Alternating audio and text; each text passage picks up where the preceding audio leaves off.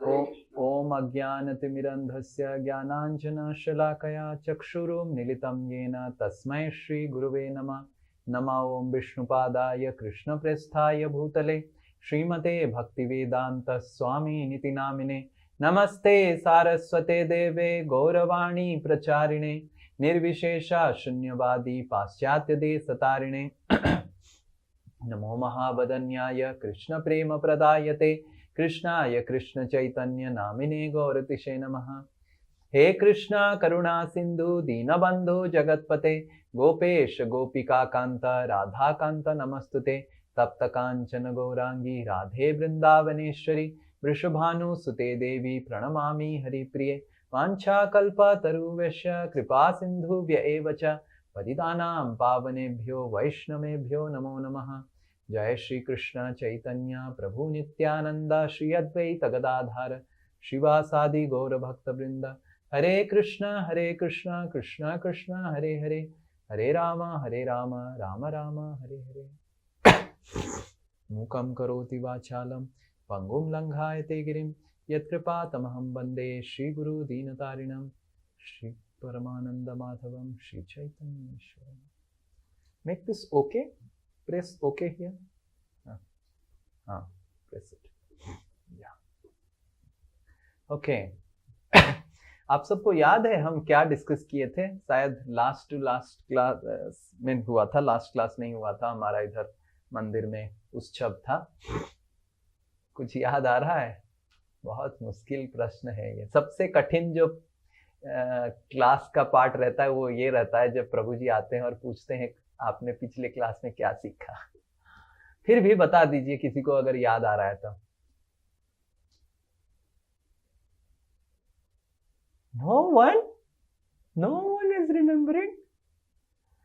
नहीं, ये शरीर के हेलो हाँ, राधे कृष्णा। हाँ, ये शरीर आत्मा का माने सोल के माने शरीर दो रकम होते हैं, सूक्ष्म शरीर और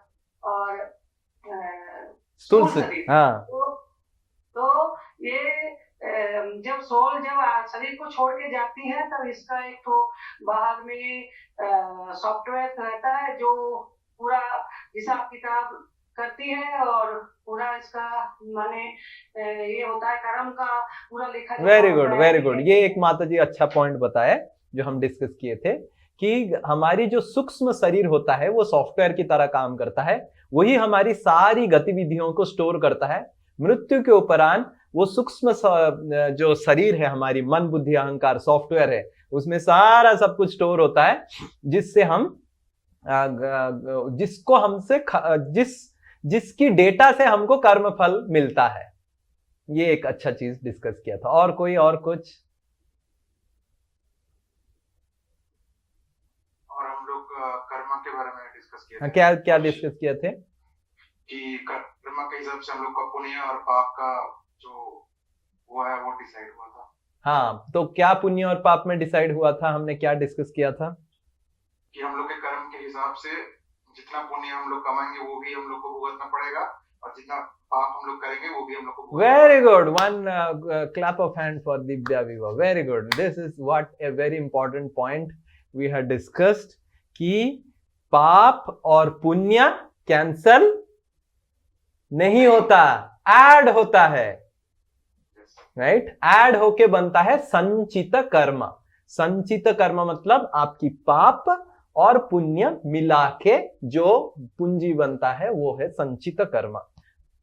इसके बेसिस में पिछले कक्षा में हम एक कहानी छूट गया था जिसको हम इधर दिखा रहे हैं, जिसको हम डिस्कस करेंगे। ये कहानी सत्य घटना है। जब कृष्ण इस धरातल में विचरण कर रहे थे, ये श्रीमद् भागवतम में ये कहानी आता है। बहुत ही सुंदर कहानी है। इसको बंद कर दीजिए, जब पढ़ने का आएगा तो करेंगे। तो कहानी ऐसा आता है कि एक बार कृष्ण के जितने सारे पुत्र हैं, कृष्ण की पुत्र का नाम जैसे प्रद्युम्न, फिर उसके बाद सांब, तो ये सब कृष्ण के पुत्र हैं। तो ये सब एक दिन द्वारका के थोड़ा दूर बाहर, जैसे शहर के बाहर थोड़ा आउटस्कर्ट्स में जंगल टाइप का होता है ना, तो उस तरह खेल रहे थे। जब खेल रहे थे तो देखा उन्होंने कि एक कुआं है, कुआं में पानी नहीं था। तो बच्चे लोग कैसे होते हैं, थोड़ा सा शरारती होते हैं, तो वो कुआं में जाके ढकने देखने लगे अंदर क्या है, बिल्कुल पानी नहीं था। और बच्चे लोग चिल्लाने लगे कृष्णा, माता, ऐसे। और कुआं से भी आवाज आ रहा है। और जब बच्चे लोग कुआं के अंदर घूर के देखे तो कुआं में इतना बहुत बड़ा एक लिजर्ड, लिजर्ड मतलब लिजर्ड, छिपकली तो नहीं बोलेंगे, नहीं, छिपकली नहीं बोलेंगे, कोमोडो ड्रैगन। आपने जानते हैं कोमोडो ड्रैगन क्या होता है? आपने देखा है डिस्कवरी में? बड़ा बड़ा होता है, पूरा ऐसे ऐसे करता है, ऐसे ऐसे चलता है, करेक्ट। तो उस तरह का एक, देखो इधर पिक्चर भी मैंने, नहीं मगरमच्छ नहीं, मगरमच्छ नहीं, ये पिक्चर मैंने देखा है, देखो पिक्चर। हाँ, समझ रहे? जो भी ये बोलते हैं आप समझ गए, समझ गए तो बहुत इंपॉर्टेंट है। और अब छोड़ दीजिए, नहीं, गिरगिट नहीं, गिरगिट नहीं, गिरगिट तो छोटा होता है। तो जो भी है समझ गए तो आप, बहुत बड़ा एक छिपकली का रूप का कोमोडो ड्रैगन बोलते हैं उसको, आप डिस्कवरी चैनल में देख सकते हैं कोमोडो ड्रैगन। तो उस तरह का एक था। तो ये बच्चे लोग डर गए और बोले ये कौन है, ये कौन है, ये क्या बाहर निकल के हमको खा लेगा, तो चिल्लाने लग गए। तो उधर जो उनको लेके आए थे बच्चों को, मतलब जो सिपाही लोग लेके आए थे, वो तुरंत कृष्ण को समाचार पहुंचाए कि बच्चे लोग डर गए हैं, कुछ तो इधर मिला है। तो और वो ऐसे दिख रहा था कि सब लोग भी डर गए। तो कृष्ण तुरंत आए और जब कृष्ण आए तो तुरंत कृष्ण भी ऐसे, देखिए इधर पिक्चर में है, छवि में दिख रहा है, कृष्ण भी ऐसे देखे कि क्या है ये कुआं के अंदर। और कृष्ण ने क्या किया, अपना हाथ लंबा करके उस जो क्या बोलेंगे, गिरगिट नहीं बोलेंगे, जो छिपकली, बड़ी छिपकली बोलते हैं, बड़ी छिपकली, ये सही है, बड़ी छिपकली की सर के ऊपर भगवान ने हाथ लगा दिया। और जब भगवान का स्पर्श हुआ वो बड़ी छिपकली की सर के ऊपर, तुरंत वो छिपकली तो अपना शरीर उधर ही त्याग कर दी और छिपकली के शरीर से एक दिव्य पुरुष निकला और जो निकल के भगवान के साथ बात करने लग गया। तो भगवान, बाकी जितने सारे बच्चे लोग भी बहुत, जैसे बच्चे लोग मैजिक शो में बहुत खुश हो जाते हैं, है ना, तो ये तो गजब मैजिक है, मतलब एक छिपकली गया और एक आदमी निकल गया। तो बच्चे लोग सब ताली मारने लग गए और कृष्ण सबको शांत किए। और वो जो पुरुष निकला उसको पूछे, अरे तुम कुछ समय पहले एक छिपकली था और तुम अभी एक दिव्य पुरुष बन गया, तुम्हारा नाम क्या है, ऐसे कृष्ण पूछे। तो ये व्यक्ति बोलता है, मेरा नाम है नृगा, मैं एक राजा था, राजा हुआ करता था और मैं बहुत दान धर्म करता था, बहुत दान धर्म करता था, बहुत दान धर्म करता था, इतना दान धर्म किया, इतना दान धर्म किया। तो कृष्ण पूछे, अरे दान धर्म करने से तो सबको अनाथ आश्रम में दान किया, इसका दान किया, वो पूरा लिस्ट बनाया, इतना मैंने दान किया। कृष्ण बोले, अरे इतना दान तुम अगर किया, तुम छिपकली कैसे बन गया, तुमको तो कहीं और जाना चाहिए, स्वर्ग में जाना चाहिए था। ये कहानी अगर तुम हम जानने के लिए तुमको लगता है कि हम जान सकते हैं, तुम बताओ। तो ये नृगा और एक कहानी बताया कि एक बार मैंने एक गाय को दान किया, एक ब्राह्मण को और गाय ने क्या किया, फिर से ब्राह्मण के घर से निकल के मेरे झुंड में फिर से आ गया, मेरे गौशाला में घुस गया। तो अगले दिन क्या किया मैंने, फिर से और एक ब्राह्मण आया था, सेम गाय को और एक ब्राह्मण को दे दिया। अब जो ब्राह्मण जिसके पास गाय गया था वो बोला कि अरे मेरे गाय कौन चोरी कर दिया, मेरे को गाय कौन चोरी कर दिया। ये ब्राह्मण के पास गया, बोला ये ब्राह्मण ने मेरा गाय चोरी कर दिया। फिर दोनों झगड़ के आए। तो दूसरा ब्राह्मण को मैं बोला, अरे ये गाय उसका है, मैं तुमको और 100 गाय देता हूं। तो ब्राह्मण बोला, नहीं मेरे को यही गाय पसंद है, यही गाय मेरे पास आया है। तो ऐसे ऐसे ऐसे ऐसे हो गया और ब्राह्मण लोग गुस्सा हो गए। और मैंने ये थोड़ा सा गलती किया था, मैंने जब गाय दान कर रहा था तो देखा नहीं कि ये गाय कहाँ का है, ये गाय हमने पहले से दान किया था। तो उस गलती के वजह से मेरे को पाप लग गया और मैं ये छिपकली बन गया। तो वो बताया कि मैं जब यमराज के पास गया था तो यमराज ने मेरे को ये चीज पूछा। देखिए क्या लिखा हुआ है श्लोक।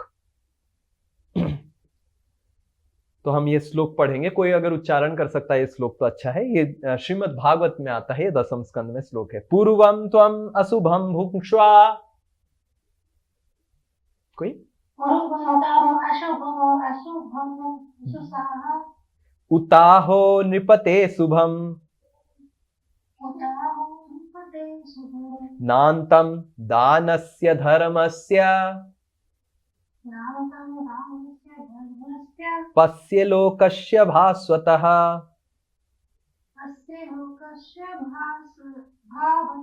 हाँ ठीक है। तो यमराज बोल रहे हैं इधर, हे राजा कि आप कौन सा पहले भुगतना चाहते हैं? आप अपनी पाप कर्मों को भुगतना चाहते हैं पहले या पुण्य कर्मों को भुगतना चाहते हैं पहले? आपकी पुण्य राशि तो बहुत ज्यादा है, पर आपका कुछ कुछ पाप, ये जो गलती है उसके वजह से आपको थोड़ा सा भुगतना पड़ेगा। तो राजा बोले, मैंने बोला कि मेरा पाप मैं पहले भुगतना चाहता हूं, तो मेरे को वो भुगत दीजिए, इसीलिए मैं इससे चिपकली बन गया। पर आपके हस्तों के स्पर्श से मेरा पाप जो टेन्योर था वो तुरंत ठीक खत्म हो गया और तुरंत मेरे को सब चला गया। तो ऐसे ये बोला। तो इससे हमको क्या शिक्षा मिलती है? कौन बता पाएगा इससे हमको क्या शिक्षा मिलती है? इससे हम लोग को ये शिक्षा मिलती है कि हम लोग अगर भगवान का संग हो जाएगा तो हम लोग को पाप का दूर हो जाएगा। वेरी गुड, ये एक बहुत अच्छा शिक्षा बताए कि अगर भगवान का स्पर्श से पाप कट सकता है पर पुण्य से पाप कट नहीं सकता है। समझ में आ रहा है? उसका तो पुण्य था, पाप भी था, तो ये दोनों कैंसिल नहीं हुआ, पर भगवान का स्पर्श किया तो पाप कट गया। ये बहुत अच्छा पॉइंट बताया कि पाप और पुण्य कैंसिल नहीं होता है, पर भगवान का अगर हमारे जीवन में स्पर्श रहा तो भगवान हमारे जीवन में पाप पुण्य को सबको कैंसिल कर सकते हैं, डिलीट कर सकते हैं। तो ये कहानी से हमको ये शिक्षा मिलती है। तो आगे बढ़ेंगे हम। आज कुछ महत्वपूर्ण चीजों के ऊपर पढ़ाई करेंगे। जैसे हमने बताया कि हमारी जो संचित कर्मा होता है, ये संचित कर्मा हमारी प्रारब्ध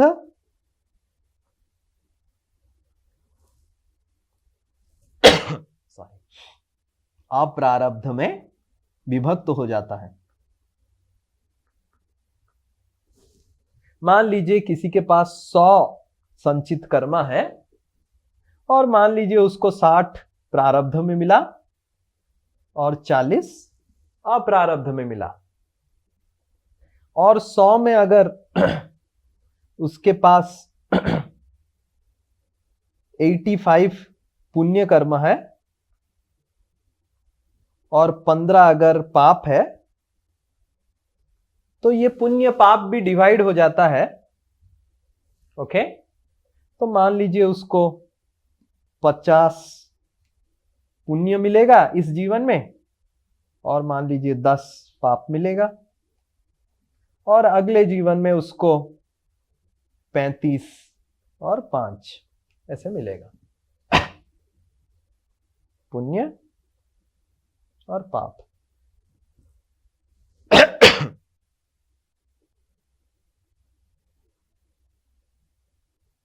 ओके, सो प्रारब्ध से हमारा क्या पता चलता है? कौन बता पाएगा? प्रारब्ध मतलब क्या है? प्रारब्ध से क्या पता चलता है? कैसे पता चलेगा प्रारब्ध?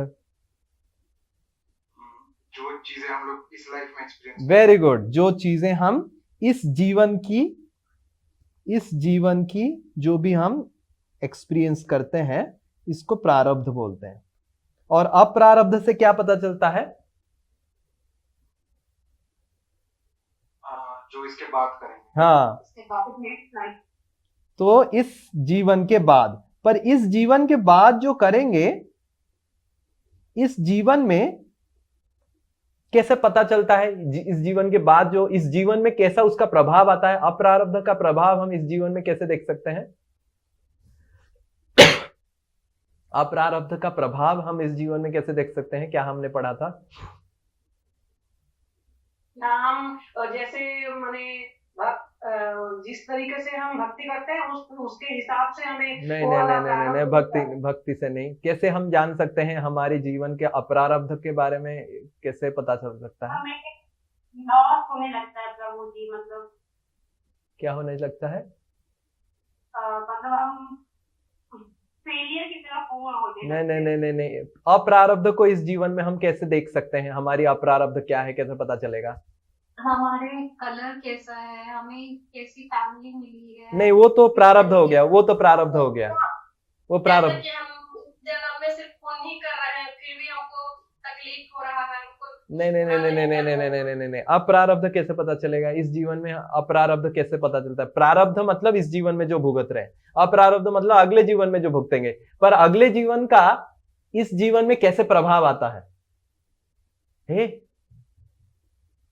हम जो कर्म करेंगे ना वो अच्छा कर्म करेंगे। नहीं नहीं नहीं वो नहीं नहीं इससे नहीं पता चलता नहीं है। नहीं नहीं नहीं नहीं नहीं, ये हमारी मनोस्थिति, खुजली, याद है हमने बोला था हाथों की खुजली, याद है, भूल गए? हमने बोला था कि क्या खुजली आपका होता है? मनोवृत्ति, आप समझ रहे हैं? मनोवृत्ति या फिर हमारी मानसिक स्थिति, मानसिक प्रवृत्ति। आप प्रवृत्ति समझते हैं? ये एक शब्द है प्रवृत्ति, उसको बोलते हैं इंक्लिनेशंस हिंदी इंग्लिश में, प्रवृत्ति। जैसे कोई होता है स्वभाव, स्वभाव लिखते हैं, स्वभाव अच्छा है, प्रवृत्ति। जैसे कौन बता पाएगा इस व्यक्ति का, जो हमने ऐसे उदाहरण दिया, इस व्यक्ति का प्रवृत्ति क्या होगा? इस व्यक्ति का प्रवृत्ति क्या होगा? हाँ सात्विकता उसमें ज्यादा रहेगी। हाँ हाँ सात्विकता उसमें ज्यादा रहेगी। हाँ, सात्विकता ज्यादा रहेगी। क्यों सात्विकता ज्यादा रहेगी इस व्यक्ति का? क्योंकि उसका पुण्य ज्यादा है। हाँ, क्योंकि 35 पुण्य फल है उसका अप्रारब्ध में और 5 पाप फल है। इसकी प्रवृत्ति क्या होगी? पुण्य की ओर इसकी लगाव होगा। ये मंदिर जाएगा, थोड़ा सा दान धर्म करेगा, इस तरह का इसकी प्रवृत्ति रहेगी। समझ में आ रहा है? अभी समझ में आया? और इसकी इस जीवन की रहन सहन कैसे होगा, ये प्रारब्ध से पता चलता है। इस जीवन, उसकी स्टैंडर्ड ऑफ लिविंग कैसे होगा, कैसे पता चलेगा? इससे क्या पता चलता है? देखिए, आप उसका 50 जो है नंबर 10 से बहुत बड़ा है कि नहीं? मतलब उसकी पुण्य फल, पुण्य की पूंजी इस जीवन के पाप से बहुत बड़ा है। तो इसके वजह से ये बहुत अच्छा जीवन जिएगा। समझ में आ रहा है अभी कैसे पता चलता है? ये चीज सबको समझ में आया? क्योंकि इस जीवन की प्रारब्ध में उसका पुण्य पाप से ज्यादा है, इसीलिए वो बहुत अच्छा जीवन जिएगा।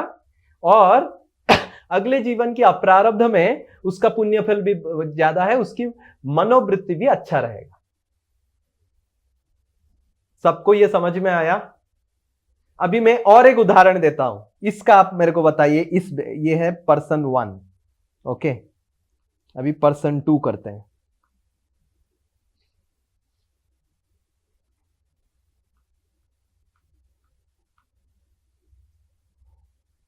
तो पहला है संचित, प्रारब्ध, अप्रारब्ध, ओके। तो मान लीजिए संचित है 100, प्रारब्ध है 60 और अप्रारब्ध है 40।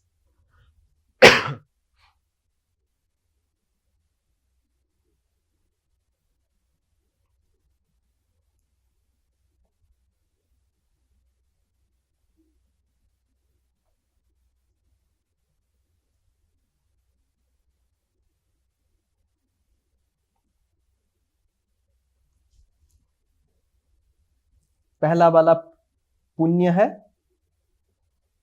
दूसरा वाला पाप है। ये पुण्य है, ये पाप है। अभी बताइए इस व्यक्ति का रहन सहन कैसे होगा, इस जीवन में जो उसका रहन सहन है कैसे होगा, स्टैंडर्ड ऑफ लिविंग उसका कैसा होगा? बहुत ही निम्न स्तर। हाँ, बहुत ही निम्न स्तर का। ये अभी समझ में आया क्योंकि 55 5 से बहुत बड़ा है, इसलिए उसको खाना नहीं मिलेगा, उसका भिखारी टाइप का रहेगा, उसका घर ठीक से नहीं रहेगा, निम्न स्तर की रहन सहन होगा।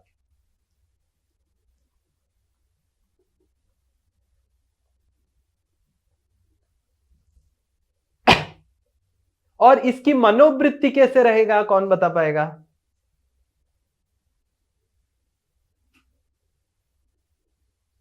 इसको नीची मनोवृत्ति रहेगी, सॉरी तमोगुणी मनोवृत्ति रहेगी ज्यादा। कैसे तमोगुणी मनोवृत्ति रहेगी?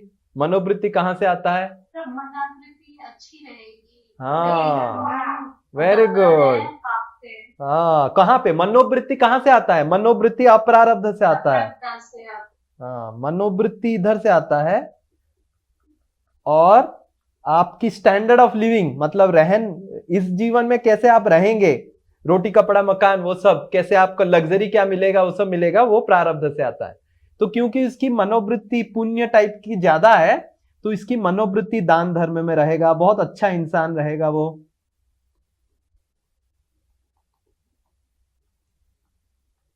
और इसी टाइप के लोग हर वक्त क्वेश्चन पूछते रहते हैं, प्रभु जी अच्छे लोगों के साथ खराब क्यों होता है?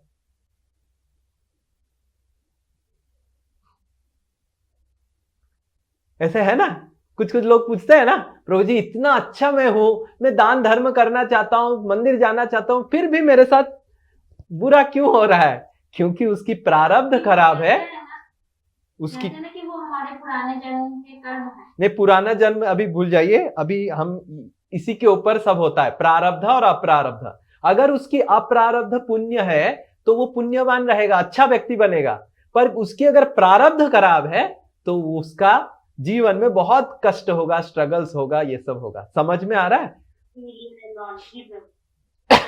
अभी ये चीज किसको किसको समझ में आ गया? पर्सन 2 मतलब he is a good person, अच्छा आदमी है। देखिए इससे पता चल रहा है ना, मनोवृत्ति उसका अच्छा होगा क्योंकि उसका अप्रारब्ध, इसका अच्छा आदमी है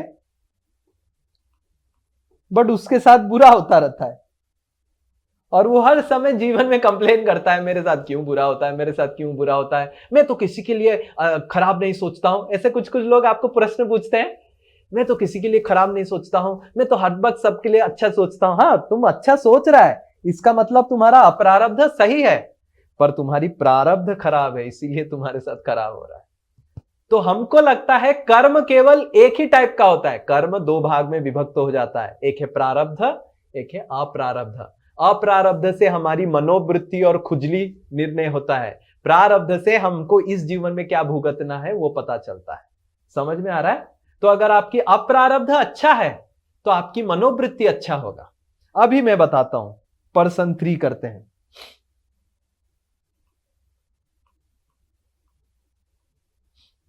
संचित, प्रारब्ध, अप्रारब्ध, 100, 60, 40, 50 + 10,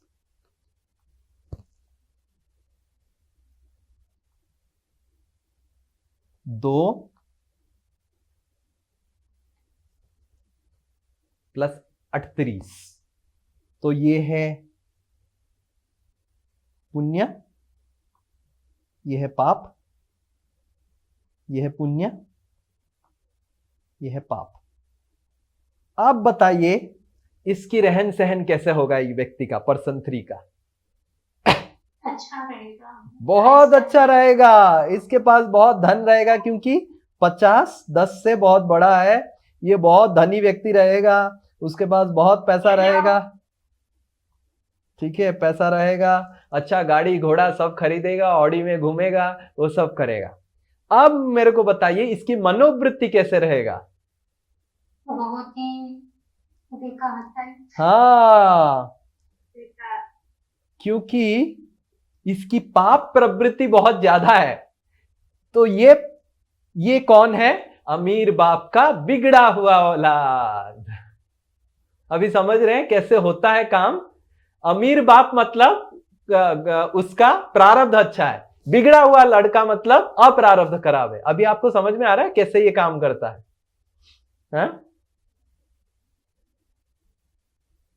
correct? Now we will see person 4।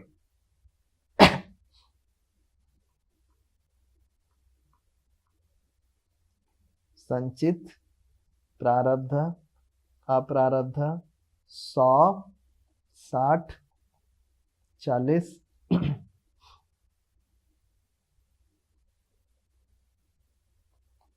50 + 10,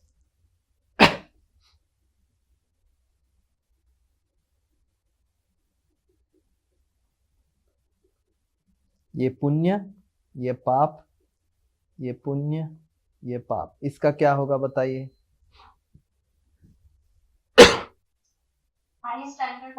हाँ, बहुत लग्जरी, इसका बहुत लग्जरी रहेगा। और उस लग्जरी को ये क्या करेगा, कैसे इस्तेमाल करेगा?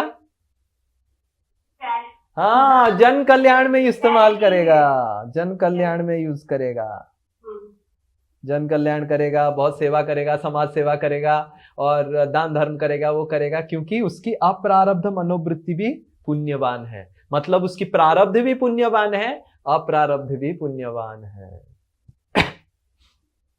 पर इधर आप एक चीज देखिए, इधर आप एक चीज देखिए। मान लीजिए पर्सन 3 को ले लेते हैं उदाहरण स्वरूप। तो इस व्यक्ति ने क्या किया, इसकी पाप प्रवृत्ति बहुत ज्यादा है, तो उसको तो पुण्य अभी मिला है, पर क्योंकि पाप ज्यादा है वो पैसा को बर्बाद करेगा और पैसा को कैसे गलत कामों में लगाएगा। गलत काम में लगा के तो अगले जीवन में जब चालू होगा उसकी संचित कर्म में क्या हो जाएगा, पाप 200 हो जाएगा प्लस पुण्य 50 हो जाएगा, ऐसे हो जाएगा। फिर और अगले जीवन में क्या हो जाएगा, पाप ऑलरेडी बढ़ा हुआ है और बढ़ाएगा। मतलब ये पाप जो होता है तो ये क्या होता है, एक साइकिल बन जाता है। थोड़ा पाप किया, अगले जीवन में वो पाप आपकी खुजली बनाएगा और पाप करवाने के लिए बोलेगा, और अगले जीवन में और थोड़ा खुजली बनेगा। तो एक डेंजरस साइकिल बन जाता है और आदमी का खाली पाप बढ़ता जाता है, बढ़ता जाता है, बढ़ता जाता है, बढ़ता जाता है, क्योंकि उस हिसाब से खुजली बनता है। उसी हिसाब से इस व्यक्ति का देखिए, पर्सन 4 का, ये पुण्यवान था, पुण्य किया और पुण्य बढ़ेगा और पुण्य बढ़ेगा और पुण्य बढ़ेगा। ये भी एक साइकिल में घुस जाएगा, पुण्य साइकिल में, और ये क्या है, पाप साइकिल में पड़ जाएगा। तो ये पुण्य और पाप एक साइकिल की तरह कार्य करता है और इसको बोलते हैं कर्म बंधन चक्र। राइट? कर्म बंधन चक्र क्या है? अप्रारब्ध प्रारब्ध। प्रारब्ध में आपको कुछ मिला, फिर अप्रारब्ध खुजली हुआ, खुजली के हिसाब से आपने और कुछ किया। आपका अगर खुजली खराब है तो आपने गलत काम करेंगे, फिर गलत काम से क्या होगा, फिर से प्रारब्ध नेक्स्ट जीवन में और खराब होगा, फिर क्योंकि अप्रारब्ध भी खराब है फिर खुजली होगा, फिर ऐसे करते करते करते करते करते करते करते करते आप पूरा एक साइकिल में पड़ जाएंगे। आपको समझ में आ रहा है ये साइकिल? आपको खुजली होता रहेगा, खुजली के हिसाब से आप पाप करते रहेंगे, पाप से फिर से खुजली बढ़ेगा, राइट? एंड ऐसे you land up to cycle. So that's why इसको बोलते हैं, ये प्रारब्ध और अप्रारब्ध के वजह से ये साइकिल क्रिएट होता है। अप्रारब्ध प्रारब्ध करता है, प्रारब्ध अप्रारब्ध करता है, अप्रारब्ध प्रारब्ध करता है, प्रारब्ध अप्रारब्ध करता है, ऐसे साइकिल घूमता रहता है। समझ में आ रहा है? इस जीवन की प्रारब्ध अगले जीवन की अप्रारब्ध बनाता है, अगले जीवन की अप्रारब्ध इस जीवन की प्रारब्ध को बनाता है। आपको समझ में आ रहा है ये चीज? समझ में आ रहा है? इस जीवन में अगर प्रारब्ध में आपका पुण्य है और अगले जीवन के अप्रारब्ध में आपकी पाप है, तो ये पाप क्या करेगा, आपकी पुण्य को क्षय करेगा और पाप बढ़ जाएगा और बढ़ जाएगा। तो अगले जीवन में पाप बढ़ गया, वो पाप क्या करेगा और अगले जीवन में और पाप बढ़ाएगा, ऐसे ऐसे घूमता रहेगा। So it's a cycle. प्रारब्ध अप्रारब्ध साइकिल बोलते हैं इसको। तो ये बोलते हैं कार्मिक साइकिल, जो आपने पढ़ा होगा हर समय, बोलते हैं कार्मिक साइकिल। कार्मिक साइकिल क्या है? ये प्रारब्ध अप्रारब्ध का जो साइकिल हमारा, हम साइकिल में घुस जाते हैं, पड़ जाते हैं, इसको बोलते हैं कार्मिक साइकिल। ओके, ये पाप का साइकिल हो सकता है, पुण्य का साइकिल हो सकता है, कभी पाप का साइकिल पुण्य में परिवर्तन हो सकता है, पुण्य का साइकिल पाप में। तो इससे कोई बोल नहीं सकता है कौन सा साइकिल कब आएगा आपका, बट साइकिल, एक बार साइकिल में घुस गए निकल नहीं सकते ना। प्रश्न ये उठता है अभी, खत्म नहीं हो सकता है। हाँ, खत्म होने का भी पढ़ेंगे हम, आगे आगे सब पढ़ेंगे, ठीक है। अभी तो 3 नंबर सेशन चल रहा है, तो 8 नंबर सेशन तक खत्म का भी पढ़ सकते हैं। खत्म एक तो आपने देख लिया, किंग नृगा का कैसे खत्म हो गया। भगवान जब हमारे जीवन में आ जाते हैं, भगवान हमारे जीवन में जब आ जाते हैं तब खत्म हो जाता है। एक ब्रह्म संहिता का श्लोक है, कर्मणा निर्दहति किंतु च भक्ति भाजान। तो भगवान की जो भजन करता है, भक्ति करता है, उसकी सारी कर्मणा निर्दहति। निर्दहति का अर्थ किसी को समझ में आता है? निर्दहति, दहति मतलब जल जाता है। निर्दहति मतलब संपूर्ण रूप से जल जाता है, अंगार भी नहीं रहता है। तो कर्म ऐसे जल जाता है भगवान की भक्ति से कि अंगार तक नहीं रहता है, सब जल जाता है। तो भगवान की भक्ति को अकर्म कहते हैं। अकर्म मतलब अच्युता, अर्पिता कर्म।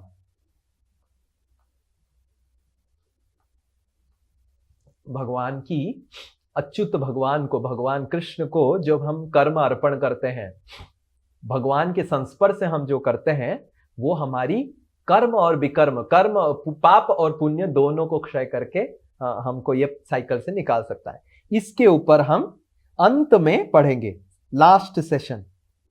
Okay, so we will read about it in the last session. Right now उसके ऊपर डिस्कस नहीं करेंगे। बट अभी जो प्रश्न हमारा ये है कि ऐसा क्यों होता है कि प्रारब्ध और अप्रारब्ध में डिवाइड ही क्यों होता है? सब कुछ में इस जीवन में भुगत क्यों नहीं सकता? तो कहां, मैथमेटिक्स तो सिंपल हो जाएगा ना। मान लीजिए ऐसा क्यों नहीं होगा, ऐसा क्यों नहीं होगा? अगर मेरे पास 100 संचित कर्मा है जीवन की, पहला जीवन में, this is my first life, और 100 संचित कर्मा है, तो ये 100 संचित कर्मा मैं पूरा करके पूरा 0 कर दिया, फिर मतलब इसको पूरा 0 कर दिया, और बाकी मैंने 50 कर्म फिर से किया, तो अगले जीवन में मेरा 50 हो गया। फिर 50 को मैंने पूरा इस जीवन में एक्सटिंग्विश कर दिया, फिर कुछ किया। ये प्रारब्ध अप्रारब्ध डिवीजन क्यों होता है? क्यों ना हम संचित कर्मों को संपूर्ण रूप से 0 इस जीवन में ही क्या कर सकते हैं और क्यों नहीं कर सकते? कौन बता पाएगा क्यों ये प्रारब्ध अप्रारब्ध जरूरत है? हमारा नेक्स्ट लाइन डिसाइड होता है अप्रारब्ध से। हमारी नेक्स्ट नहीं, नेक्स्ट लाइफ हमारा इस जीवन की प्रारब्ध से। मान लीजिए आपने 100 संचित कर्म है, सब कुछ आपने भुगत लिया, पर इस जीवन में कुछ अच्छा काम किया, उससे आपका नेक्स्ट लाइफ डिसाइड होगा, क्या प्रॉब्लम है? मान लीजिए आपके पास 50 पुण्य था जो इस जीवन में आपने भुगत लिया, और आपने इस जीवन में 40 पुण्य कमाया, तो उस 40 पुण्य के बेसिस पे नेक्स्ट जीवन डिसाइड हो सकता है ना, क्या प्रॉब्लम है? वो तो सोच सकता है ना, क्योंकि एक तो आपका घट रहा है और एक आप अर्जन भी कर रहे हैं। तो यही प्रश्न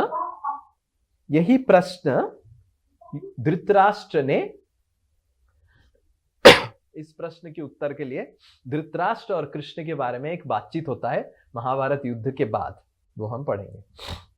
तो धृतराष्ट्र प्रश्न पूछ रहे हैं कृष्ण से कि हमारी 100 पुत्र क्यों मर गए? हमारी 100 पुत्र क्यों मर गए? और धृतराष्ट्र पहला प्रश्न पूछ रहे हैं, क्यों मेरे 100 पुत्र मारे गए? मैंने क्या पाप किया था?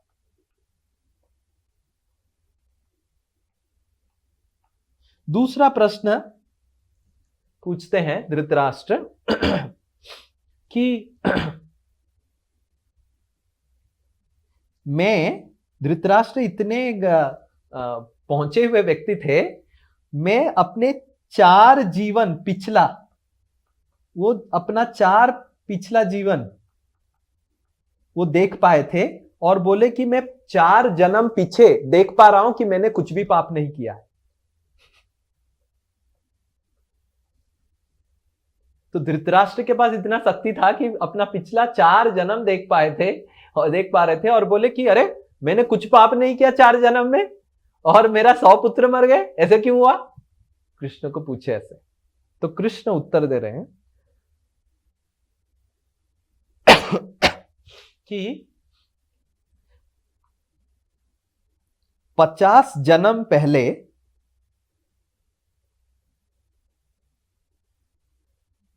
आप और गांधारी फिर से पति पत्नी थे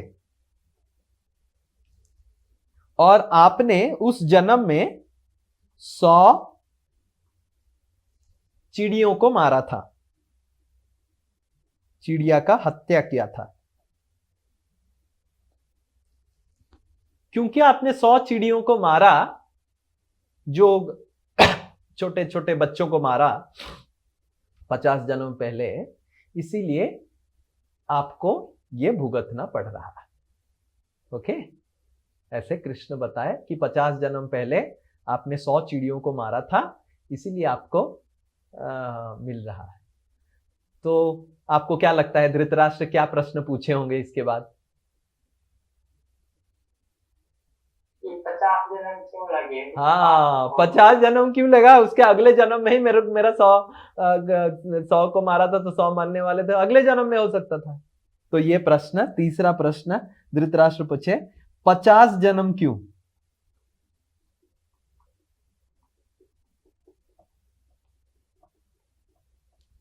तो कृष्ण बताए, आपको आपके 100 पुत्र मरने के लिए उस पाप को भुगतना है। आपका 100 पुत्र मरेंगे, ये पाप है, इसको भुगतना है आपको।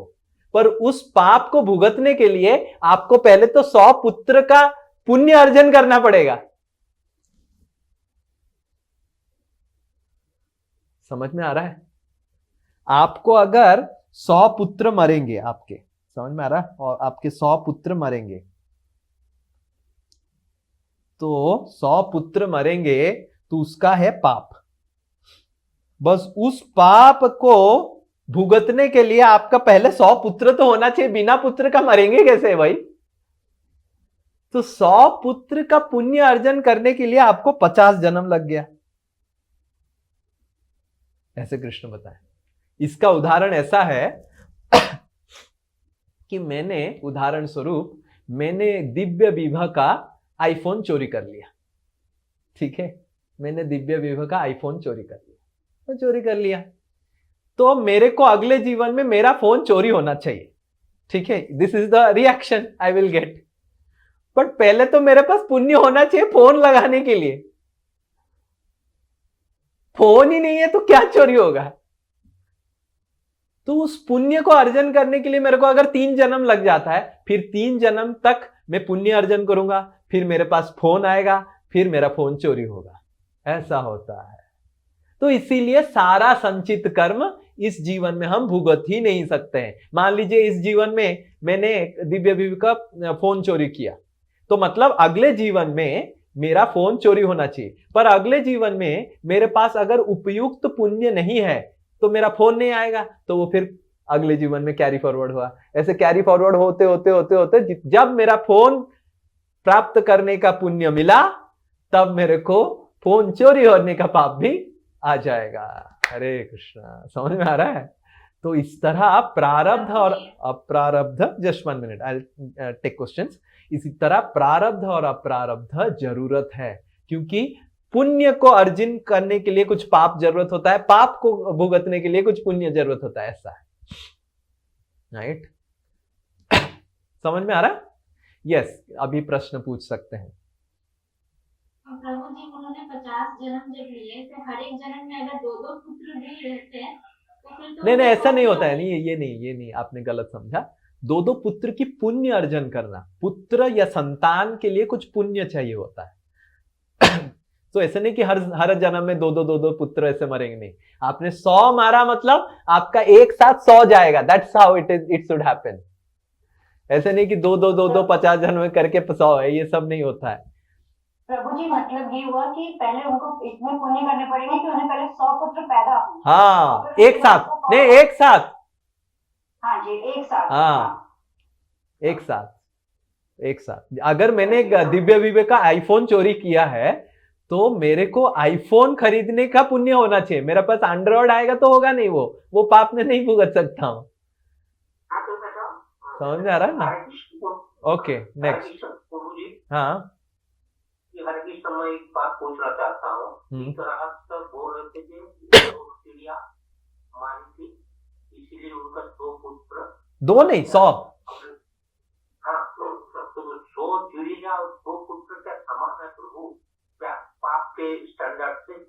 नहीं, 100 पुत्र और 100 चिड़िया समान नहीं है, पर धृतराष्ट्र क्योंकि राजा थे, पाप के स्टैंडर्ड पे राजा छोटा गलती भी करता है, क्योंकि जो राजा के लिए जो यही चीज अगर कोई आम नागरिक करता तो शायद इतना बड़ा दंड नहीं मिलता, पर क्योंकि वो राजा थे, राजा को सारे चिड़ियों को, पशु पक्षियों को भी अपना पुत्र की तरह ही देखना चाहिए।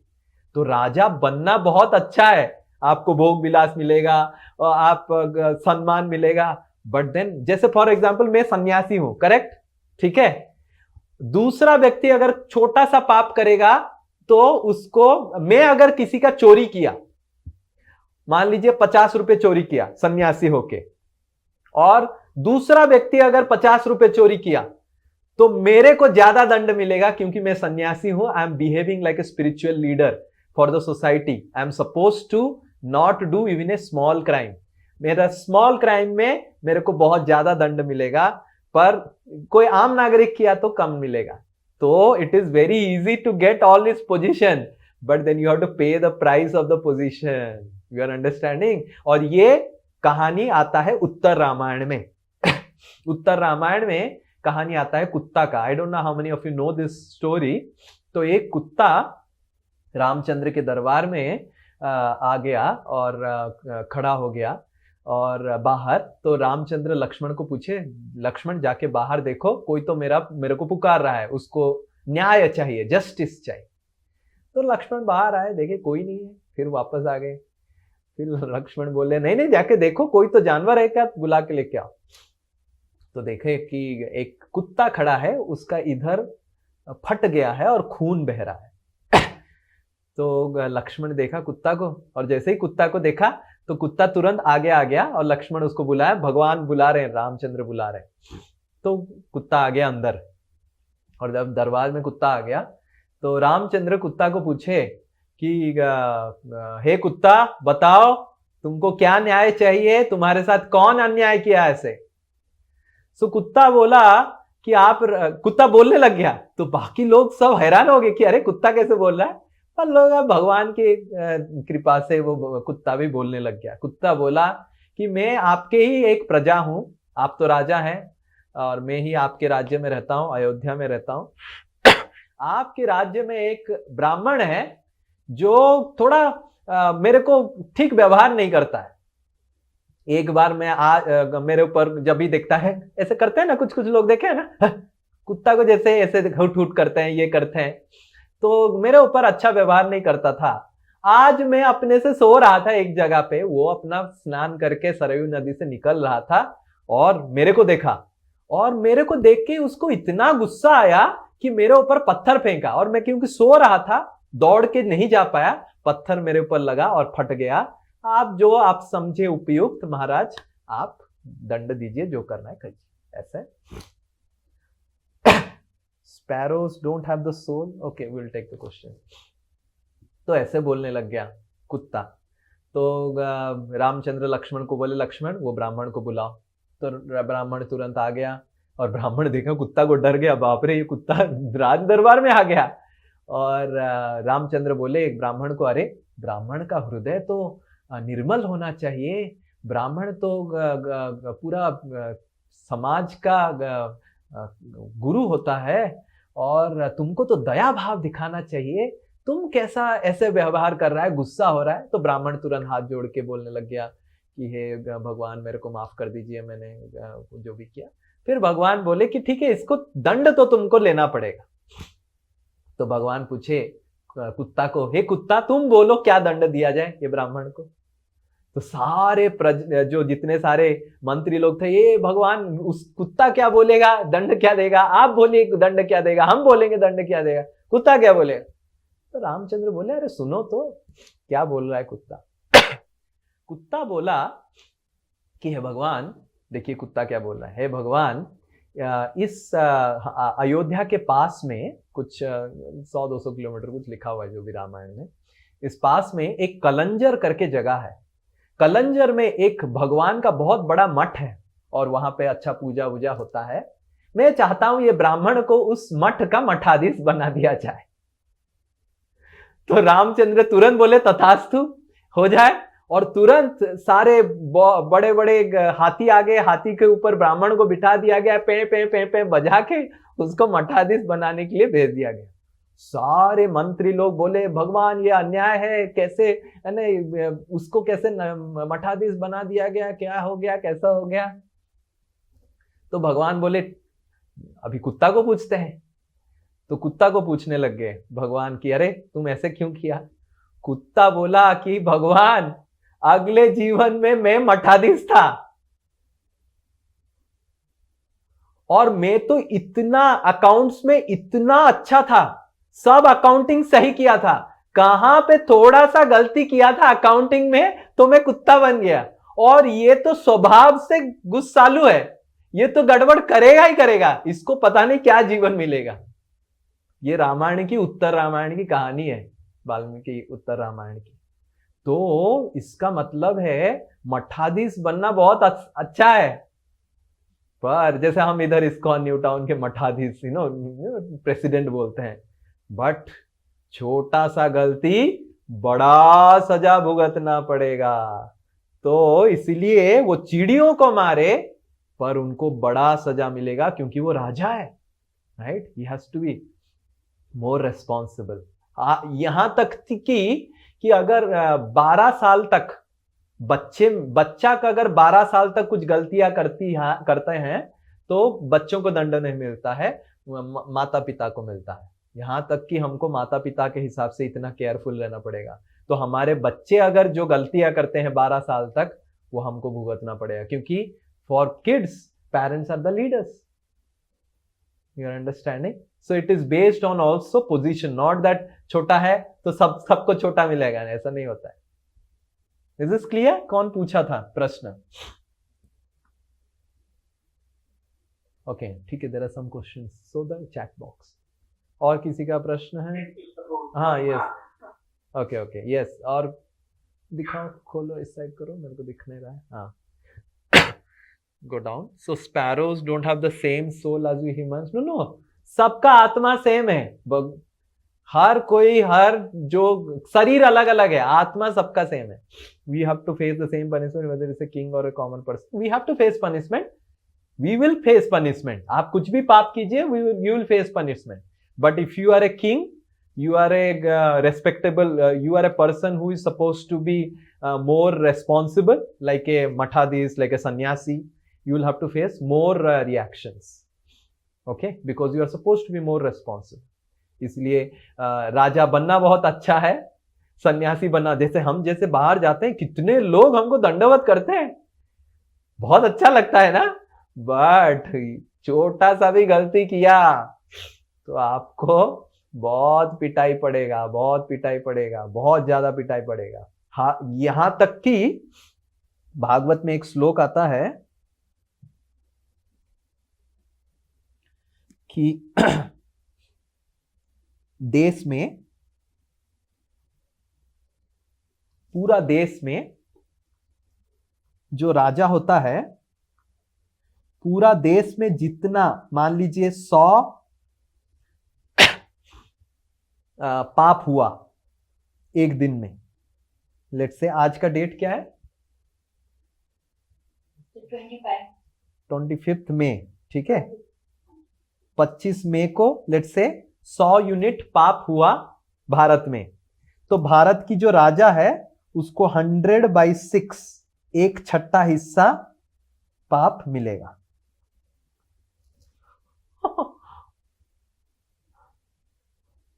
तो जो राजा होता है, पूरा देश में अगर पाप हो रहा है उसका एक छठा हिस्सा राजा को मिलता है। तो ऐसा इतना डेंजर है ये पोजीशन, सब लीडरशिप पोजीशन, राजा बनना, मठाधीश बनना। तो हम तो ऐसे ही उस प्रलोभन से हम आगे आ जाते हैं, अरे बाप रे 10 लोग मेरे को, मैं हाथ हिलाऊंगा तो बहुत सारे लोग गिर जाएंगे। सेलिब्रिटी बनना बहुत आसान है, सेलिब्रिटी बन के पाप करना छोटा सा भी आपको बहुत बड़ा सजा मिलेगा, because you are become a leader now of the society. अगर मैं गलत काम करूंगा, बाप रे बाप, आप गलत काम करेंगे, आप छोटा गलत काम करेंगे, आपको बहुत कम मिलेगा, बट मैं करूंगा going to amplify. You are able to understand? Okay, anyone else? डरिए मत। हाँ बोलिए। वो सेक्शन 3 में जो पिताजी ने प्रारंभ रचा था, और फिर उनका अपराध खराब तो बिगड़ा हुआ बेटा बना। हाँ, तो बेटा का क्या होगा? बेटा का प्रारब्ध अपराध दोनों ही खराब होते जाएगा, वो बिगड़ा हुआ आता है। हाँ बेटा तो बिगड़ा हुआ है, पिताजी का कैसे खराब हुआ? पिताजी का भी खराब होता है। पिताजी ने अगर किसी की बेटे को कुछ गड़बड़ किया तो उसको गड़बड़ बेटा मिलेगा। मान लीजिए मैं अगर किसी और की बेटे को परेशान करूंगा या फिर किसी और का बेटे को परेशान करूंगा, तो मेरे को अगले जीवन में ऐसा बेटा मिलेगा जो मेरे को परेशान करे। तो इस तरह पिताजी का भी कुछ कर्म होएगा ना। लेकिन पिताजी ने तो नहीं बोला अपने बेटे को ये सब करने के लिए, वो तो अरे बोला नहीं तो पर किया ना पिछले जीवन में। पिताजी बोलने का क्या है, बहुत कुछ बोलना नहीं पड़ता है। एक बार फ्लाइट में बैठ गए, बॉम्बे का टिकट आपने काट दिया, और आप कितना भी बोलिए, इंडिगो के जितने सारे क्रू मेंबर है, नहीं मेरे को दिल्ली जाना है, गलती कर दिया दिल्ली, नहीं, वो क्या बोलेंगे, बॉम्बे में उतारेंगे, उधर से फिर से दिल्ली बुक कीजिए। अभी एक बार बैठ गया और कितना भी चिल्ला पाएंगे बताइए आप? बॉम्बे का टिकट करके फ्लाइट उड़ गया, ऊपर उठ गया, आप बोले नहीं मेरे को दिल्ली जाना है, कितना भी चिल्लाइए, बोलने से और नहीं होता है, भुगतना पड़ेगा। फिर उसके बाद बॉम्बे में उतर के बोल सकते हैं, फिर आप जाइए, फिर से टिकट काटिए, दिल्ली आइए। ऐसा होता है। आप समझ गए क्या मैं बोला? उदाहरण समझ गए? मतलब मैं जो समझी वो ये कि आपके कर्म है कि आपको वैसा पुत्र मिला है, तो अभी आप कुछ बोल नहीं सकते, ये कर्म के हिसाब मिल गया। अभी बेटर फ्यूचर को ठीक कर सकते हैं।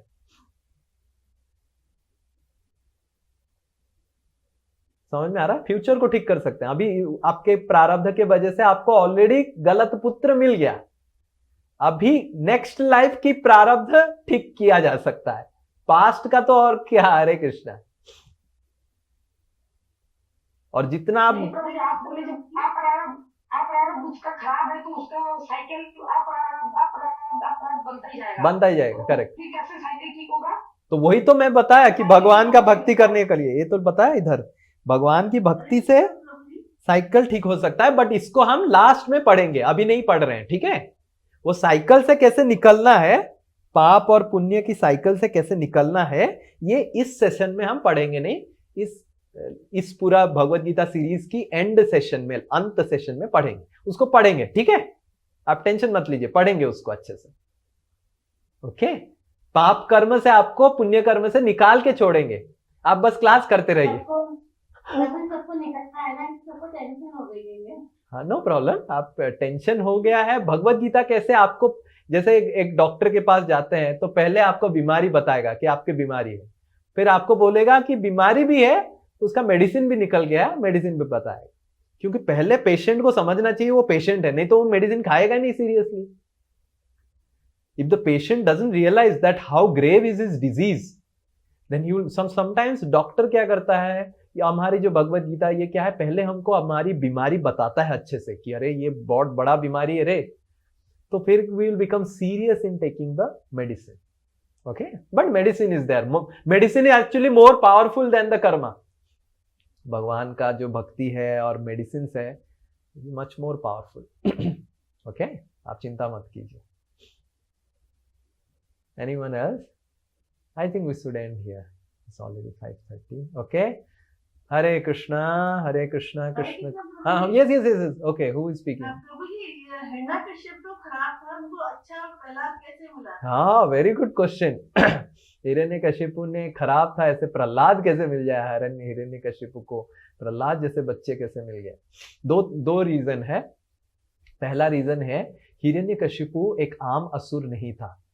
हिरण्यकशिपु भगवान के पार्षद थे, जय विजय, और भगवान चाहते थे मैं थोड़ा लड़ने का खुशी उपभोग करना चाहता हूं। I want to enjoy fighting with someone. मेरा हाथ खुजली हो रहा है, पर मेरे साथ कौन लड़ेगा, और लड़ने वाले भी कोई होना चाहिए मेरे टाइप का।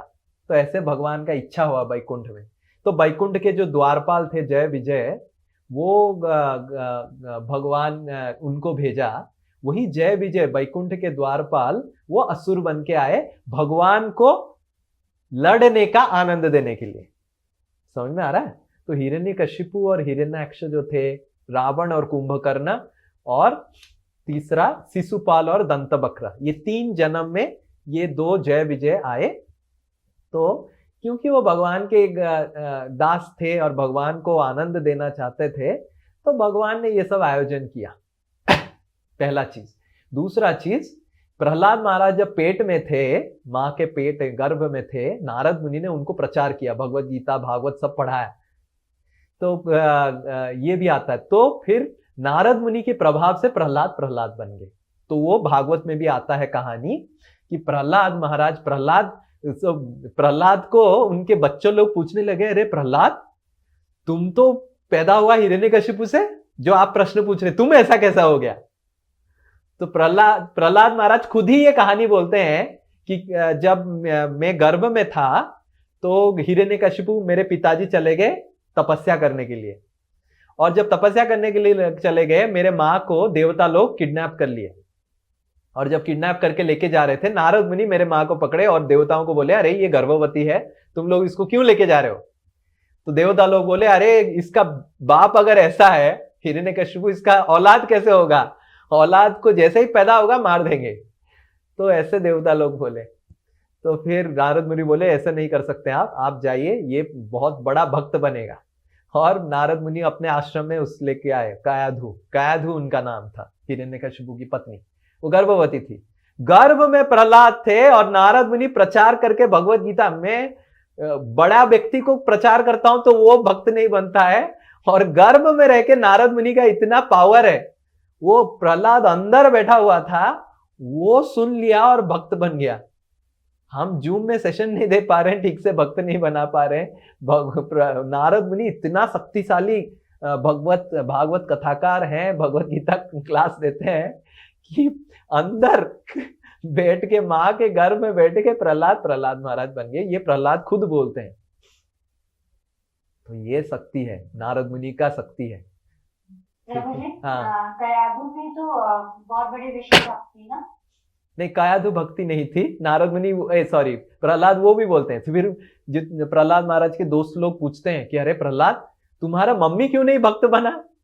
तो प्रहलाद बोलते हैं कि मम्मी सो जाती थी क्लास में, पर मैं नहीं सोती थी। ये भागवत में आता है। देखिए, आप भगवत गीता क्लास में अगर सो जाएंगे, काम नहीं करेगा। इसलिए मैं बोलता हूँ वीडियो ऑन रखिए, सोइए मत। तो ये प्रहलाद बोलते, मम्मी सो जाती थी पर मैं क्लास अटेंड करता था अच्छे से।